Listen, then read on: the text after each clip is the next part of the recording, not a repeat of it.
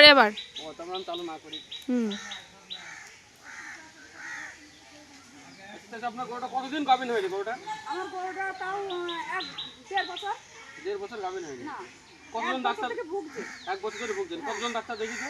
Doctor দেখেছি, কুদ্দুসকে এই ওষুধকে দেখছে, দুপুরের ওষুধকে দেখছি। আর সেই কি বলে বাঙালি বাজারের অজয়কে দেখেছি। আচ্ছা। ও বললেও হবে না, তোমার গরুর নারীর দশ হয়ে গেছে, বাচ্চা পেটে আসবে না। এবার আমি দেখার পরে ইচ্ছা পাঠার বাচ্চা? হ্যাঁ, তুমি দেখার পর বাচ্চা পেয়েছি। তারপরে অনেক রোগ হয়, তারপরে সব সমাধান হয়ে গেছে? হ্যাঁ, না তারপর সমাধান হয়নি। তারপরে আমি বলছি দেখি চেক করে একবার আনিসকে দেখলাম, বললো না এ বাচ্চা, এর পেটে বাচ্চা আসেনি, ওইটা পেটে মনে হচ্ছে বাচ্চা এসেছে। আচ্ছা। তা আমি বলছি না, আমার দরকার নেই, যেখানে আমি ইনজেকশন দিয়েছি সেখান থেকে আমি দেখি সেই ডাক্তারকে দেখাবো, যে তার জন্য আমি তোমাকে ডাকলাম। তুমি বলছো পেটে বাচ্চা এসেছে। আচ্ছা, আপনি এখন সন্তুষ্ট যে আপনার বাচ্চা আসছে? সন্তুষ্ট, হ্যাঁ। যেহেতু একটা গাই বিক্রি করে একটা মানুষের কতটা ক্ষতি সে মানুষ সেটাই, একটা কিষান জানে। হ্যাঁ ঠিক আছে, একটু ঘুরে দেখি গরুটার।